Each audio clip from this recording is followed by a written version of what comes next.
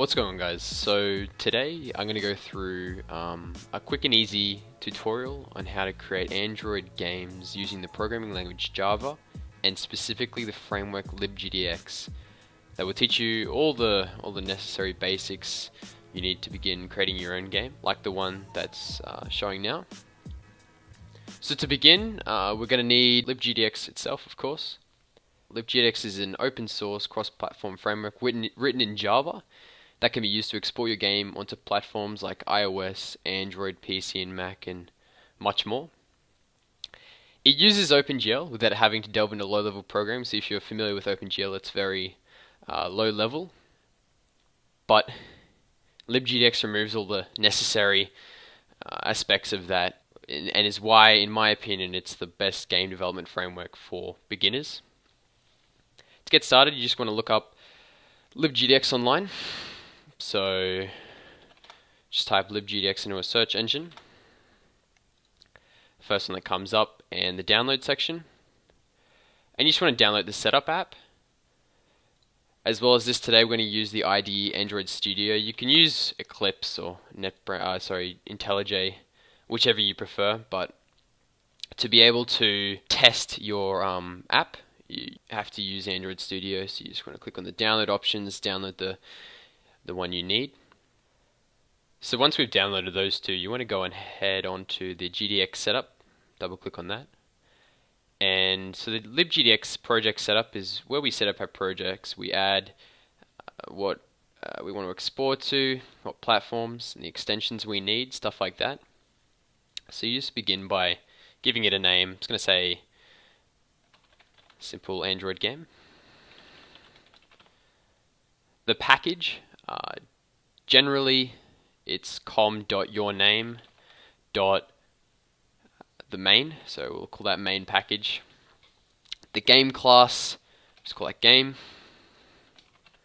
Destination, put that wherever you like. I'm going to put that on my desktop.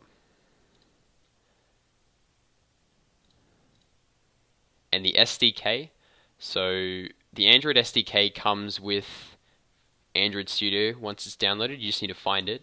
So if you go into your app data folder by typing %appdata%, enter, come back to app data, local, and it's in this Android folder. So double click on your SDK, copy this address, and then come back into LibGDX setup and put this address into the Android SDK. Subprojects, so we're exporting specifically to Android, so we're going to tick that definitely. We won't need iOS or HTML, but it's good to have desktop just so you can test on your desktop as well as the emulator. And extensions, we won't really need any extensions today, but there's a lot of good extensions here. So Box2D is 2D physics, 2D lighting, we've free type fonts and other tools, but we won't need any of them for today. So once that's all filled out, you just want to go ahead and click generate and let that generate. It'll create all the files in the folder. Now, if you get an error that says something along the lines of environment variables haven't been set up properly or is not pointing to a JDK, you just need to go ahead and type in environment variables. Edit the system environment variables. Click on that. And you need to create a new variable called Java_home in capitals and point it towards your Java JDK. Now, if you don't have a JDK, you just go ahead online and download one. I'll put the download link in the description below. You just point it towards that. Okay, and that should fix it. So once it's generated, you need to come into our Android Studio, load that up, and you're going to click down to Import Project. We're going to locate the project, so mine is on the desktop, Android game. Click OK. It's OK. Now it'll take a little bit, but it'll configure Gradle. So LibGDX uses Gradle, which is just the tool that brings all the libraries and stuff together into your project nice and easily. Okay, so once we get into Android Studio, you'll notice there are three folders. We have an Android folder, a core folder, and a desktop folder. The Android and the desktop folders are just for your launchers. So we have an Android launcher here and a desktop launcher. We won't need to play with them just yet. The main folder we're focusing on is this core folder, and that's where the game programming will go into. So here's our package here that we named before, common.brand.main, and the game class.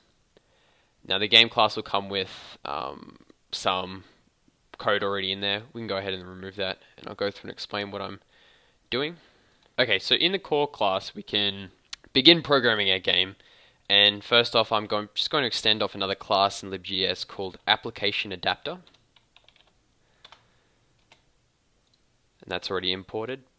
So what the Application Adapter class is a sub-branch of a class called Application Listener, which pretty much just holds all your main game states. So you'll have I think there's 5 or 6 different methods called create, render, dispose, pause, and resume. And I'll have a little diagram on the screen, but pretty much the create method is called when the class is first loaded, and you put all your constructors, create all your objects in your create class. Then in your render class is where all your game logic, so the main game loop, happens in the rendering class method, and you draw everything as well in your render class. And then in your dispose class, you dispose of all your assets and stuff, and your music and your sounds. And then the pause and resume, we won't worry about them today, but generally on an Android phone, if you get a call or you press the back button, the pause method will be called, and it'll do whatever's in the pause method, and then the resume method will be called, and then you can continue the game on from there. So I'm going to start off by creating those methods. First, we begin with create.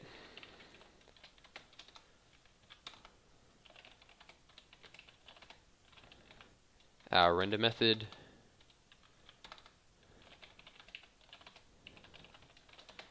and our dispose method.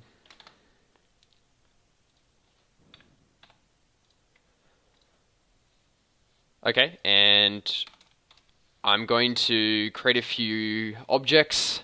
So to begin with, we're going to need a camera. So I'm going to create an orthographic camera, which is a 3D camera, which we can use in our 2D game. I'm also going to need a shape renderer. It's going to call that SR. And finally, we are going to need a vector3, which is a vector with 3 values called position, and that's just going to be the position of our mouse. So when we click, the dot will move to wherever our mouse or our finger is on the screen.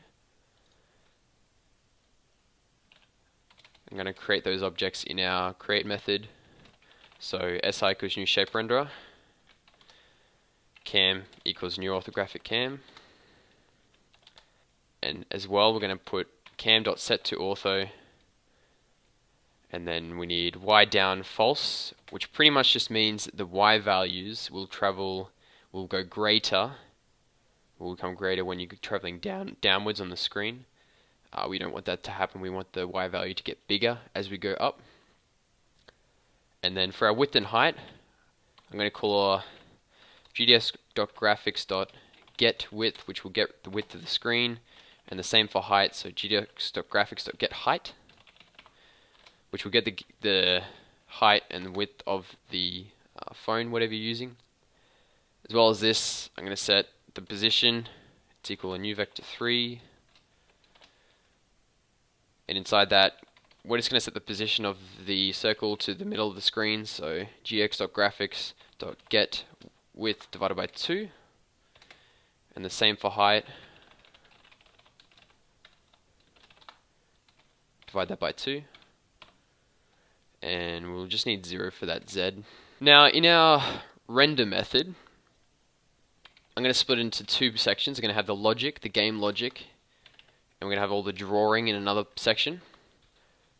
So our camera needs to be updated every single frame of our game. So I'm just going to write cam.update.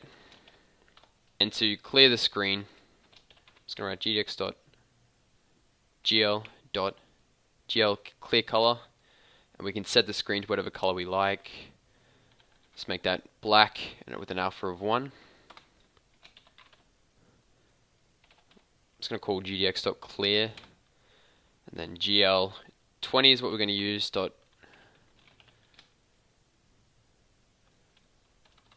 Color underscore buffer underscore bit, which clears the screen.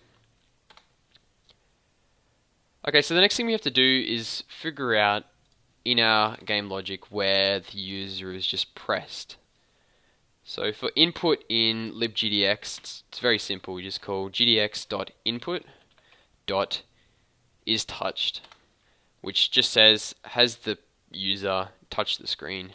If yes, then whatever is here will run. And if the user touches the screen, we're going to set the position to equal gdx.input.getX, gdx.input.getY, and just a Z for that 0 value. Sorry, 0 for that Z value, as it's not a 3D game. I'm just going to unproject those, which just sets those coordinates to our camera. Okay, and from there we can go ahead and draw our circle using the shape renderer. So sr.begin starts a shape renderer, and we want shape type.field. I'm going to set the color. Color dot, for example, green. Going to import that, alt and enter into import. And we're going to draw the circle. We need an X and a Y value and a radius. So where X and a Y is going to be the position, the X position, the Y position wherever the user's touched, and the radius, make it something like 64. And then we're going to end, shaperenderer.end. And really important, we need to, in our dispose method, call sr.dispose, which disposes the shape renderer so it doesn't use up memory when it's not running. Let's remove those imports we don't need. And that is all the code you're going to need for the game. Now to run our app, we can simply just right click on Android Launcher, click Run Android Launcher. It's going to set a deployment target on a connected device. If you have one, you can connect it through the USB. You'll have to go into a setting and enable developer options. Or else, what I'm going to do is going to use a virtual device. Now I have a Pixel 2 XL here, but if you don't, you'll just click on Create New Virtual Device, and then from this menu, you press whatever device you need. It doesn't really matter. Pixel 2 is probably pretty standard. Click on Next, and you're going to want to download the APIs necessary for that. Select a system image, and once that's downloaded, click Next. It'll go through some settings. Just choose all the basic settings, and then from there we can click on OK. Now this takes a little bit, but it will load up the Android emulator. Now the emulator is going to start off. Turn it on. You're just going to click the power button, and up pops a game. So pretty much wherever I click, the dot will go to. And if I move my mouse, so imagine someone's moving their finger, the dot is following it.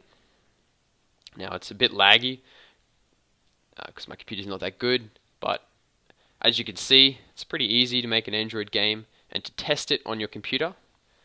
If you have any other issues with the emulator running, or with LibGDX itself, or with Android Studio, be sure to put them down in the comment section below.